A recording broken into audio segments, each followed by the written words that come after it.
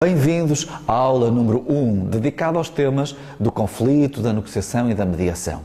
Na realidade, vamos começar por definir o conflito, que é o primeiro grande tema da nossa disciplina.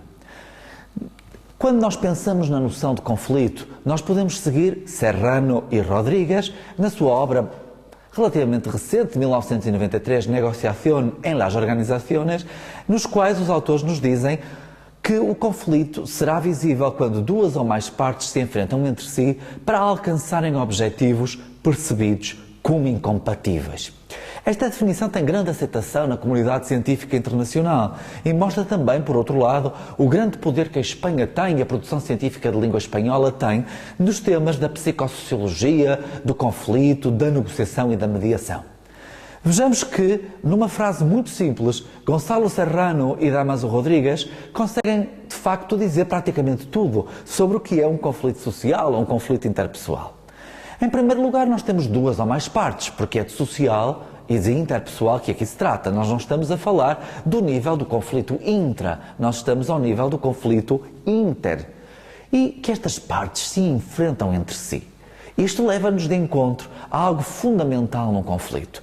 Um conflito tem sempre duas raízes. Uma raiz mais objetiva, claro que o objetivo é sempre entre aspas quando se fala de conflito, e tem uma raiz mais subjetiva. E essa diz respeito ao confronto, a este enfrentar das partes. Cá está, para existir conflito, tem que existir tensão entre as partes e hostilidade nas mesmas. O que significa que vai haver libertação de agressão, de agressividade, seja essa agressão ao nível verbal, paraverbal ou não verbal.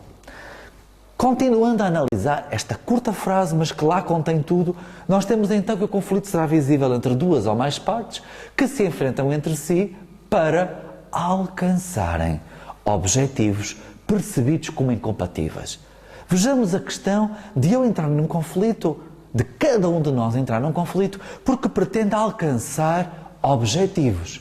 Estes objetivos podem ser objetivos, podem ser recursos, podem ser tarefas a realizar, da mesma forma que podem ser valores que cada um de nós tem numa relação ou, por exemplo, também afetos. Nós temos, como sabemos, diferentes tipos de conflitos. Temos conflitos, sobretudo, de interesses, de objetivos, de tarefas, que são conflitos mais objetiváveis, conflitos que é mais fácil, de facto, nós objetivarmos o que é que cada uma das partes pretende e por isso são mais facilmente geríveis, são de mais fácil gestão, dizemos nós.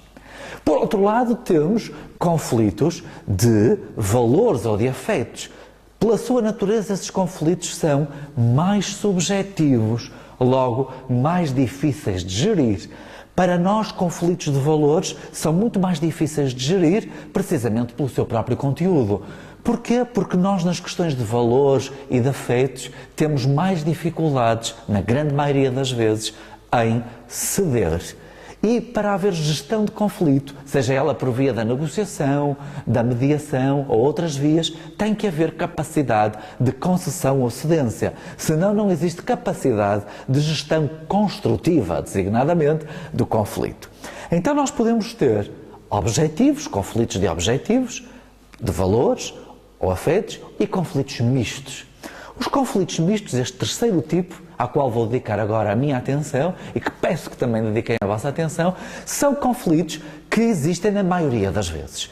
O mesmo é dizer que a maior parte dos conflitos que nós encontramos na nossa sociedade, na nossa vida social, na nossa vida profissional, na nossa vida íntima, são conflitos mistos. Isto é, conflitos que começam por ser conflitos de interesses, de objetivos, de metas, de tarefas, e que nós, porque somos contrariados e lidamos mal com essa contrariedade, rapidamente passamos ao ataque pessoal do outro e, portanto, transformamos um conflito que era meramente de interesses e, portanto, muito mais facilmente gerível, para um conflito de valores ou de afetos, no qual o dano ao outro, o causar dano ao outro, o fazer uma avaliação negativa e destrutiva e nefasta do outro, se tomam como os aspectos fundamentais do mesmo.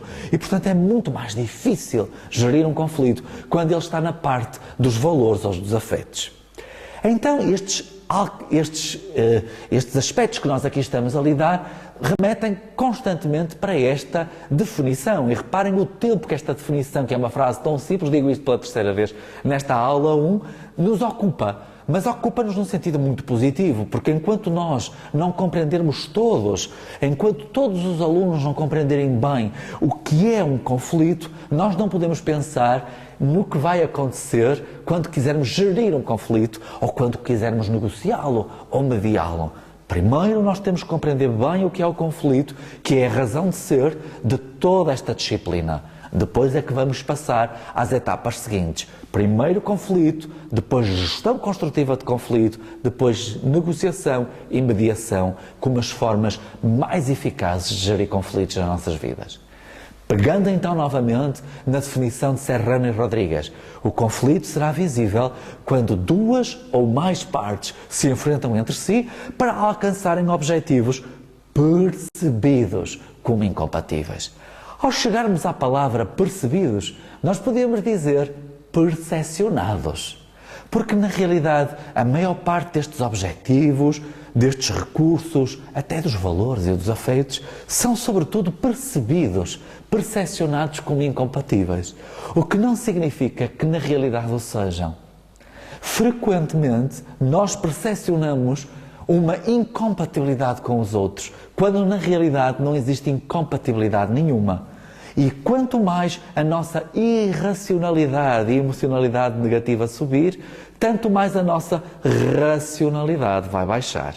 E este movimento de baixar a racionalidade e de aumentar a emocionalidade negativa, a irracionalidade, é um movimento que nos faz despercepcionar, que nos faz ficar enviesados, longe de facto daquilo que são os problemas que fundamentam um conflito.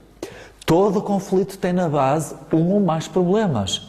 Problemas esses que não foram nem devida, nem atempadamente resolvidos. E se nós os tivéssemos resolvido devidamente, atempadamente, nós teríamos apenas que os resolver. Era o problem solving, a solução de problemas. Mas o que acontece para nós termos um conflito é que um ou mais problemas não são resolvidos devida e atempadamente e forma-se uma escalada. Gera-se tensão, gera-se irracionalidade. E então nós de um ou dois ou três simples problemas passamos a ter uma coisa completamente diferente, de muito mais difícil gestão, porque é muito mais tensional, muito mais agressiva, muito mais adversarial, que é o conflito. Então estes objetivos são percebidos como incompatíveis, mas nós veremos que na fase em que nós queremos gerir e resolver os conflitos, eles voltarão a ser conciliáveis, voltarão a ser compatíveis, não estarão assim, mas passarão a estar assim.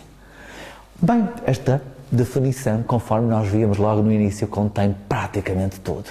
Diz-nos que o conflito social ou interpessoal é visível quando duas ou mais partes, cá está, se enfrentam entre si, tensão e hostilidade, a tal raiz subjetiva, para alcançarem objetivos, recursos que são percepcionados como incompatíveis, que na grande maioria das vezes não é o que acontece.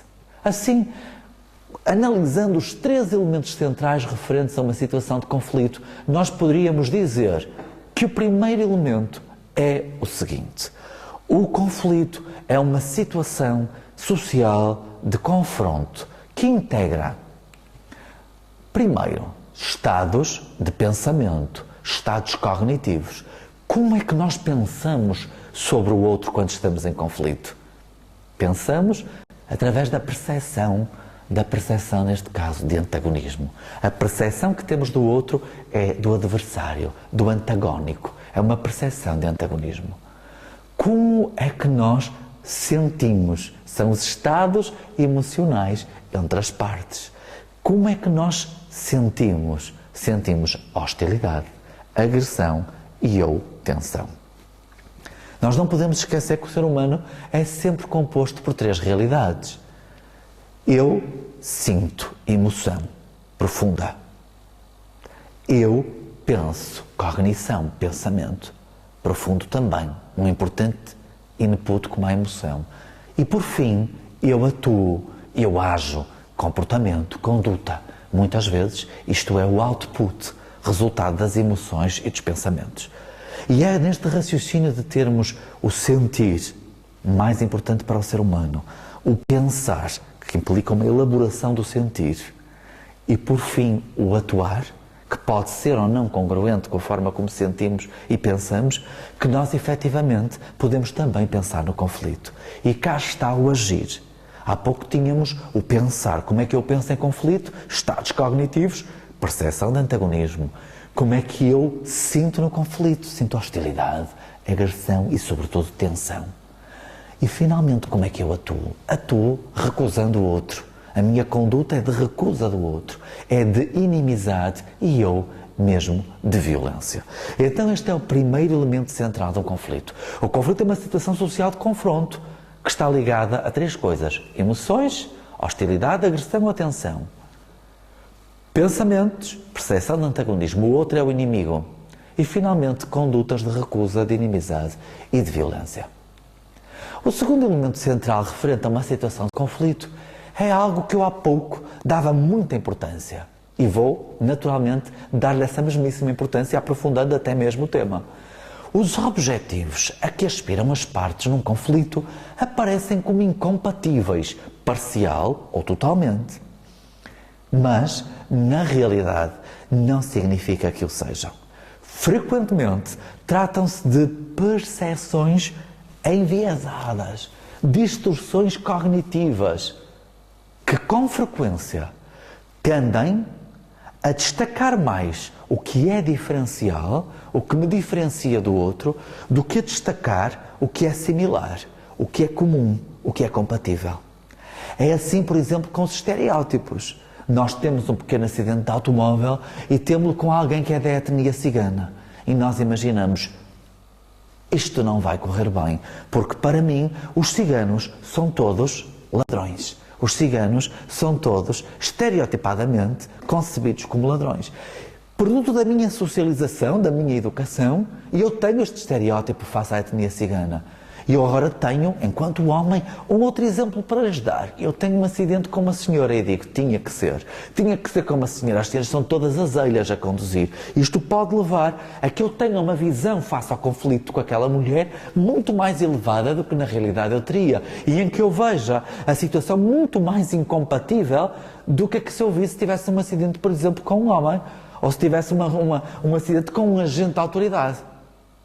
É aqui que é muito importante estar-se atento aos enviesamentos perceptivos, às distorções cognitivas, que muito frequentemente ocorrem em nós, seres humanos. Cada um de nós vê a sua própria realidade. Cada um de nós, porque é limitado, só vê uma parte da realidade e só vê a parte da realidade que consegue captar. A realidade é a mesma, está aí e existe, mas nós só vemos aquilo que queremos ver. Num conflito em que a possibilidade de tensão, de agressão, de hostilidade, a tal raiz subjetiva tão importante, acontece sempre, quanto maior a tensão, maior a possibilidade de ocorrência destes enviesamentos cognitivos e destas percepções e destes enviesamentos perceptivos também. Percepções enviesadas. Enfim, os objetivos a que aspiram as partes surgem então como incompatíveis parcial ou totalmente, mas na realidade não são. Tendem apenas a salientar os elementos mais diferenciais. Por isso, num conflito, nós dizemos, muito erradamente, eu não preciso de ti. Quando, na realidade, só temos um conflito porque precisamos dessa pessoa ou do seu consentimento para fazer alguma coisa que queremos fazer.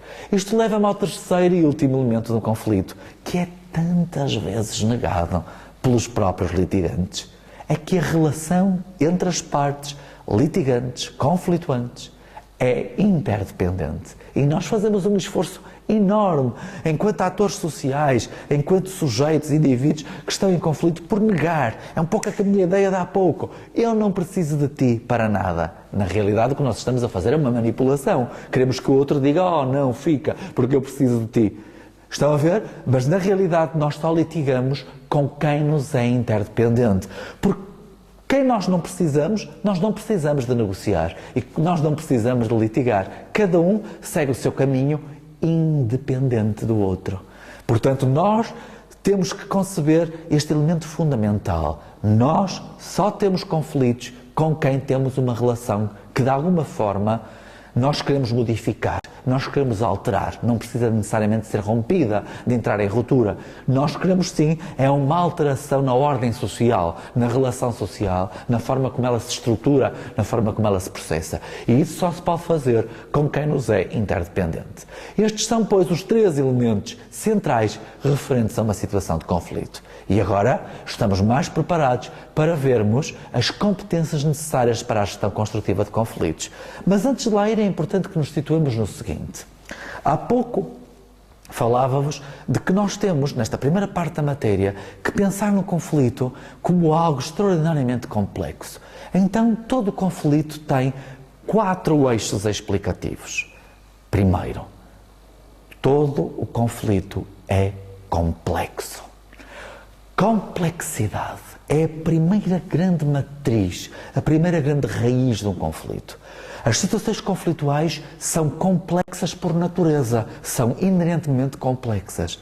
Nós não podemos ter a veleidade ou a presunção de acreditar que porque resolvemos um conflito há um ano atrás com características similares a este ano, as mesmas pessoas, a mesma situação, nós não podemos acreditar que da mesma forma que o resolvemos tão bem o ano passado, vamos resolvê-lo desta forma, de igual maneira.